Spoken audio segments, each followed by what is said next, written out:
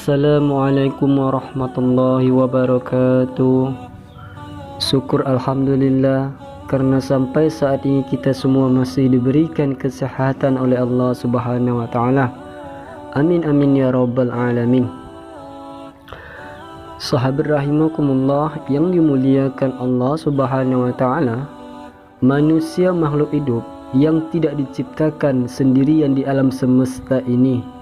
Ada makhluk hidup lainnya seperti hewan dan tumbuhan yang wajib dijaga kelestariannya. Menurut Islam, ada beberapa hewan yang haram hukumnya untuk disakiti, bahkan tidak boleh dibunuh. Dalam Islam, ada beberapa hewan yang boleh dibunuh dan ada pula sejumlah hewan yang haram untuk dibunuh. Adanya larangan terkait haramnya membunuh sejumlah hewan tersebut memiliki dasar baik dari Al-Quran maupun hadis Nabi. Masing-masing dari hewan yang haram dibunuh tersebut tentu memiliki alasannya tersendiri.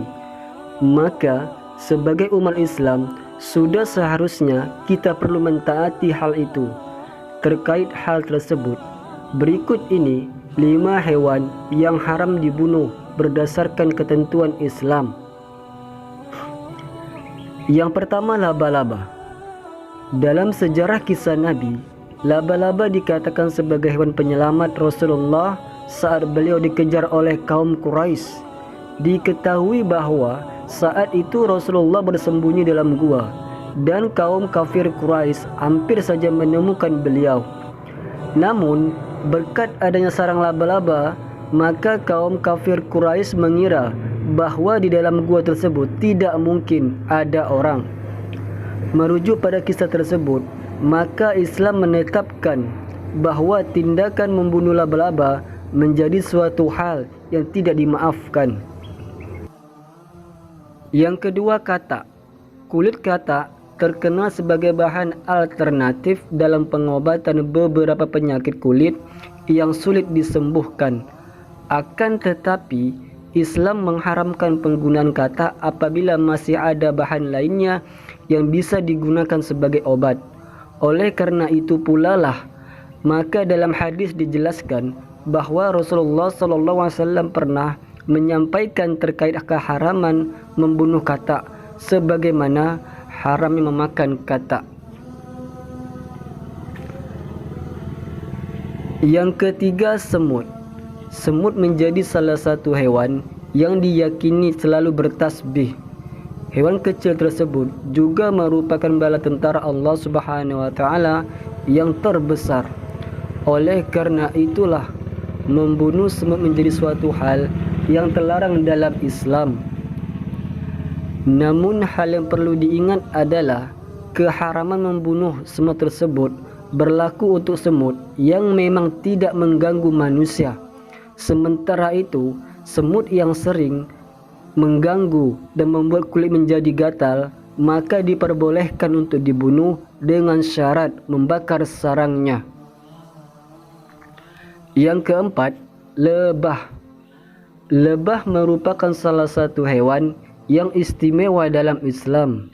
Bahkan secara harfiah, nama lebah digunakan sebagai nama bagi salah satu surah dalam Al-Quran, yaitu surah An-Nahl.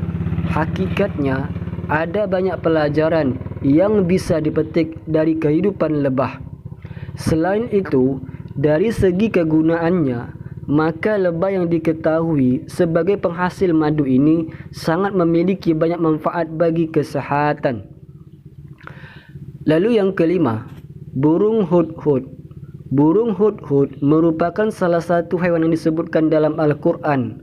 Burung pelatuk ini sangat terkenal dalam kisah Nabi Sulaiman karena menjadi utusan yang menyampaikan surat kepada Nabi Sulaiman kepada Ratu Bilqis.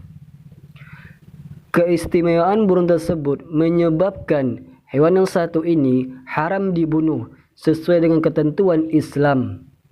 Jika tetap masih dilakukan, maka seorang muslim yang membunuh hewan tersebut bisa saja mendapatkan dosa dari Allah Subhanahu wa taala. Bahkan dosa yang didapat tersebut bisa menjadi dosa yang besar yang lebih tinggi dibandingkan dengan dosa zina.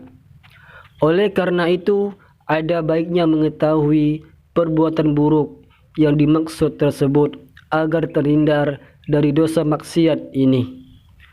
Terlebih lagi, dosa maksiat atau perbuatan buruk ini ada hampir terjadi di setiap rumah dan jarang disadari oleh banyak orang. Sahabat beriman yang dimuliakan Allah Subhanahu wa taala, itulah 5 hewan yang haram dibunuh berdasarkan ketentuan Islam. Oleh karena itu, sekarang kita perlu lebih berhati-hati jika menemukan hewan-hewan tersebut. Semoga apa yang saya sampaikan bermanfaat. Singkat cerita, wassalamualaikum warahmatullahi wabarakatuh.